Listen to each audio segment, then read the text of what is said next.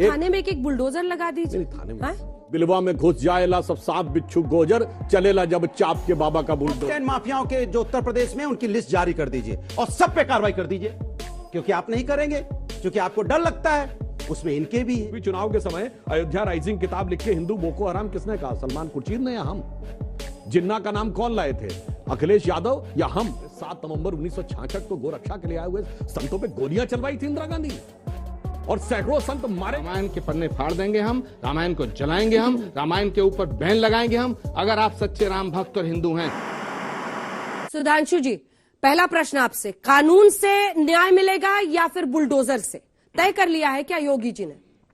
अभी जो राशिद अलवी जी क्या बोल रहे थे, मतलब एक तो पता नहीं कैसे उनको एक ज्ञान है कि 90% मकान बगैर नक्शा पास किए हुए हैं, तो ये पहले ही दर्शाता है कि उनको पता नहीं कौन से सोर्स से और किस जमाने का ध्यान है। परंतु मैं बहुत साफ बात कह रहा हूं, यदि मकान अवैध है तो उस पर तो कार्रवाई होगी। अब आप कह रहे हैं कि पकड़े जाने पे क्यों होगी? मैं उदाहरण बता रहा हूं, आप अपनी गाड़ी चलाते जा रहे हैं, आप ओवरटेक करें, पुलिस रोक लेती है और उस समय आपके पास गाड़ी कागजात ना हो, तो आप थोड़ी कहेंगे नहीं नहीं मेरा सिर्फ ये देखो कि ओवरटेकिंग सही थी कि नहीं थी, तब तो गाड़ी जब्त हो जाती है ना, अगर गाड़ी कागजात नहीं है। सेम स्थिति यह है कि अगर आपने कोई अपराध किया और आपकी जांच हुई और माना गया कि आपका अवैध उसके ऊपर बना हुआ है, तो अब प्रकाश में बात आ गई तो खत्म। अब स्थिति जानते क्या है, तो सब थाने में एक बुलडोजर लगा दीजिए। थाने में साहब अभी थाना वाना हटाइए, पुलिस सिपाही, बुलडोजर चलाने वाले बुलडोजर, अब ये नेसेसरी तो नहीं है। एक दौर था हमारी सरकार आने से पहले, उत्तर प्रदेश विशेषकर पूर्वी उत्तर प्रदेश के बारे में क्या छवि बनी हुई थी। याद करिए, पुरानी फिल्म थी कंपनी, जिसमें मुंबई में कॉन्ट्रैक्ट किलर दिखाया गया है, गोली चलाने के बाद वो बस में बैठता है और क्या लिखा हुआ, आजमगढ़ 500 किलोमीटर। ये उत्तर प्रदेश की छवि बना के रखी थी। पूर्वी उत्तर प्रदेश किसके लिए जाना जाता था? अतीक अहमद, मुख्तार अंसारी, अबू सलेम, छोटा शकील। आज ये सब बदलाव हुआ है, उसमें एक बहुत बड़ा रोल बुलडोजर का है। जो हम लोग चुनाव के समय गीत बहुत चला था ना भोजपुरी में, कि बिलवा में घुस जाएला सब सांप बिच्छू गोजर, चलेला जब चाप के बाबा का बुलडोजर। बुलडोजर पर तालियां बज रही हैं और उसकी बड़ी भूमिका थी योगी आदित्यनाथ की जीत में, जब वो वापसी कर रहे थे सरकार में। अनुराग जी, जिन जिन माफियाओं को आपने पाल पोस कर बड़ा किया, अब उनके खिलाफ एक्शन हो रहा है, इसलिए समाजवादी पार्टी इसके खिलाफ कह रही है, ऐसा आरोप बीजेपी लगाती है। समाजवादी पार्टी हमेशा से कहती आ रही है कि माफियाओं के खिलाफ कार्रवाई होनी चाहिए, गुंडों के खिलाफ कार्रवाई होनी चाहिए, हमेशा से। मैं इनसे पूछना चाहता हूं, क्या किसी पुलिस वाले को गोली मार दी जाएगी, मर जाएगा, या उमेश पाल को गोली मार दी जाएगी, सरेआम गोली बारूद बम रोड पे चलेंगे, उसके बाद आप जगेंगे, उसके बाद आप 12 घंटे में हल्ला मचाने लगते हैं, मैंने गिरफ्तार कर लिया, मैंने उसको इनकाउंटर कर दिया, अच्छी बात है, लेकिन आप बताइए पहले कर देते तो बच जाते ना वो जो परिवार बर्बाद हुए। उस पुलिस वाले का क्या कसूर था जो उसको सुरक्षा में मिला हुआ था? उसके घर वाले तो बर्बाद हो गए ना, उसके बीवी बच्चे बर्बाद हो गए, उसके बाद आप कुछ भी करते रहिए। तो ये कार्रवाई पहले क्यों नहीं, बाद में क्यों करते हैं? इसके लिए आपकी नियत पे शक होता है कि आप यहां पे कार्रवाई सही नहीं कर रहे हैं। आपको कार्रवाई करनी चाहिए, पहले कीजिए, खत्म कीजिए माफियाओं को। और मैं तो आपको चैलेंज करता हूं, तब भी किया था, अब भी करता हूं, आप 100 टॉप 10 माफियाओं के जो उत्तर प्रदेश में, उनकी लिस्ट जारी कर दीजिए और सब पे कार्रवाई कर दीजिए, क्योंकि आप नहीं करेंगे, क्योंकि आपको डर लगता है, उसमें इनके भी है, उनके बारे में बात नहीं करेंगे। आप जारी कर दीजिए ना, हम तो चैलेंज कर रहे हैं, आपके टीवी चैनल पर बोल रहे हैं। कल आप और मैं आप दोनों को चैलेंज करती हूँ, अपने अपने बता दीजिए। नहीं आप अपने अपने बता दीजिए। अब अगर इनकी शुरुआत करें, आपने कहा कुछ इनके भी है, आपके वाले कौन? लखीमपुर खीरी से भी पूछेंगे। हम लोगों ने कितनी डिबेट की लखीमपुर खीरी के सांसद के ऊपर में, कितनी डिबेट हुई, जिसके बेटे ने 4 लोगों को रौंद दिया, उसका नाम भूल जाते हैं, मेमोरी से आउट कर देते हैं। दुनिया की बातें बता रहे थे। पूर्वांचल पता है क्यों जाना जाता है? कि पूर्वांचल में अच्छे लोग रहते हैं, वहां पे पूर्वांचल जाना जाता था नहीं जाता है, आपकी तरह नहीं है कि आप पूर्वांचल को बदनाम करने में यहां पे लगे हुए हैं। ये हमारा उत्तर प्रदेश है, चाहे पूर्वांचल हो, चाहे मध्यांचल हो, चाहे पश्चिमांचल हो, हम उस पर गर्व करते हैं।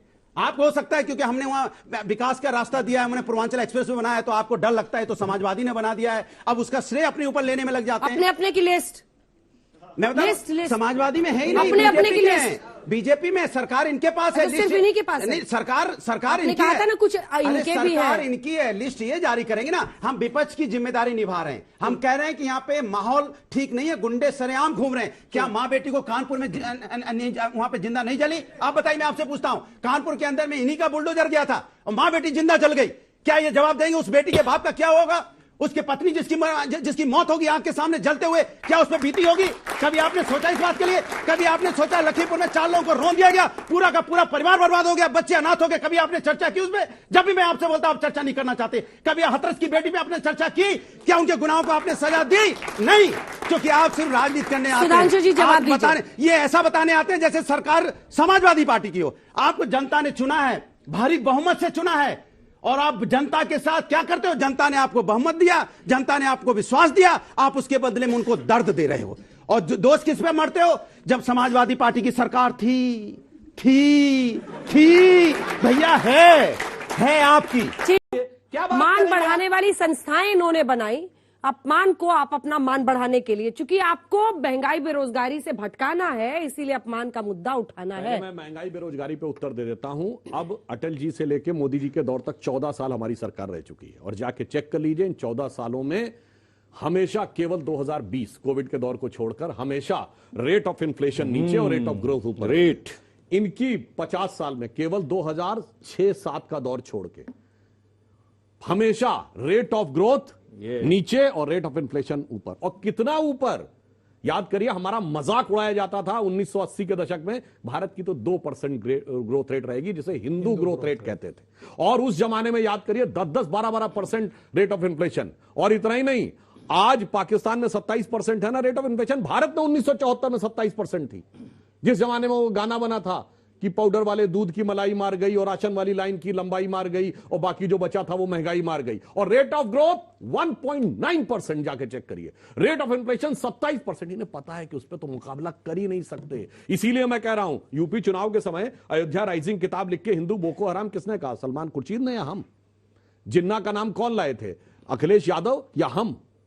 हमेशा चुनाव में आप ही लाते हैं। और डिसइन्वेस्टमेंट की पॉलिसी कौन लाया था? डॉक्टर मनमोहन सिंह लाते हैं, आप लोग लपक लेते हैं। नहीं, हम लपक फिर लटक जाते हैं। डिसइन्वेस्टमेंट में और बेचने में फर्क है। लपकते हैं, फिर लटक अगर आप जाते लोग हैं। डिसइन्वेस्टमेंट को एक बेचने की बात करेंगे Shouting तो match नहीं, सुधांशु जी shouting आपके match मुंह से अच्छा नहीं लगता। Shouting match इन्होंने नहीं। कहा, आपने हमसे कहा कि हम लपक लेते हैं। और लटक भी जाते हैं। अरे साहब, इतना उछाल देते हैं। अब तो सर ये सुनिए 24 तक चलेगा। सुनिए तो, ये ये इतना कब्र। उछाल देते हैं कि वो सब पाते हैं, सब प्रयास ये अनायास पा जाते हैं, अपने आप ही आके गिर जाता है। इतना ये फेंकते रहते हैं चारों तरफ। और मुझे एक बात पे कष्ट हुआ, इन्होंने कहा नागा साधुओं की बात।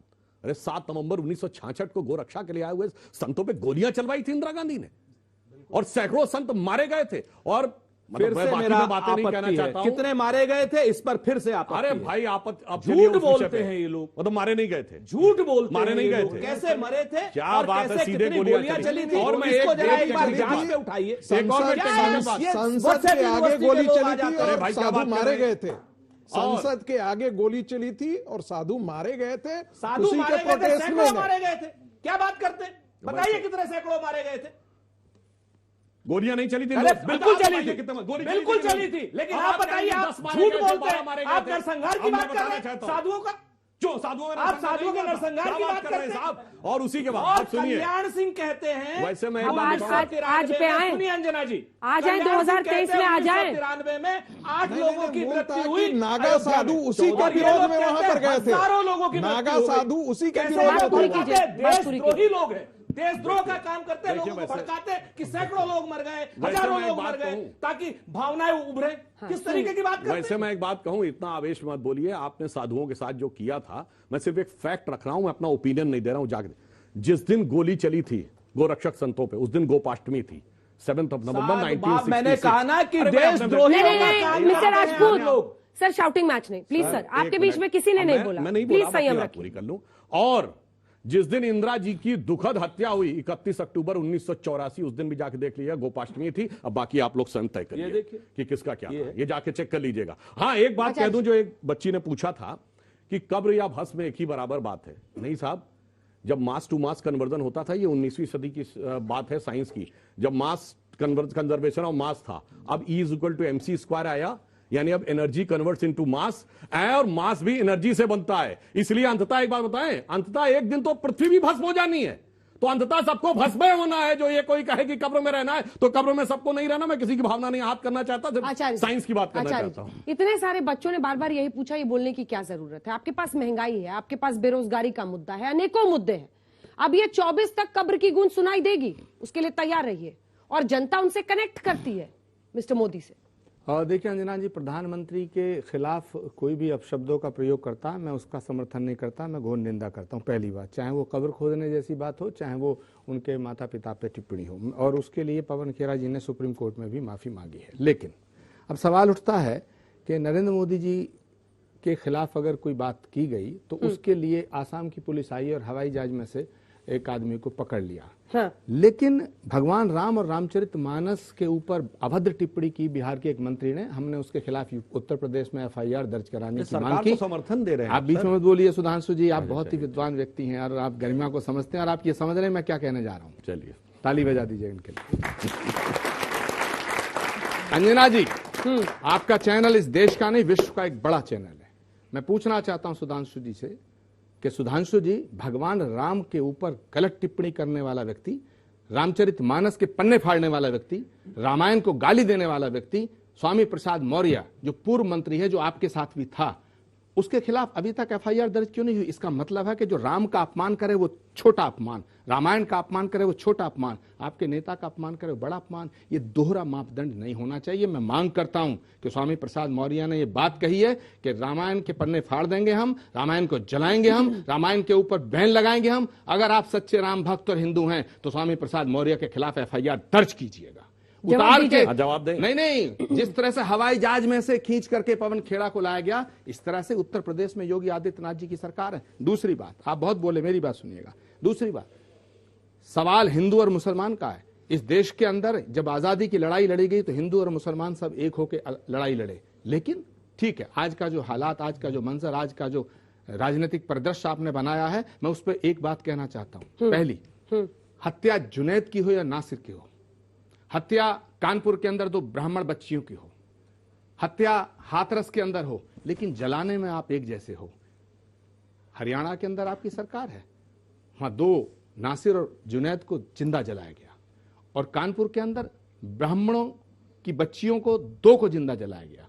वो जले गए, उसको कह दिया गया कि हम बुलडोजर लेके चले आए थे। अरे, आप जिस बात को सच करना चाहते उसे आप करते हो। इसीलिए मैंने आते ही कहा था आपकी पार्टी शातिर लोगों की पार्टी है, और शातिरता वो का सबसे साबित बड़ा कर रहे हैं नमूना- उदाहरण के साथ कि सिर्फ 10 शातिर सेकंड, लोगों की पार्टी है। जल्दी सिर्फ से 10 पूरा कीजिए। हाँ। शातिरता और का बोल सबसे लीजिए। बड़ा नमूना गांधी कांग्रेस के थे, आपने छीन लिए। पटेल कांग्रेस के थे, आपने छीन लिए। सुभाष चंद्र बोस कांग्रेस के थे, आपने छीन लिए। मुझे तो लगता है आप कांग्रेस पार्टी से इंदिरा गांधी ना छीन लें।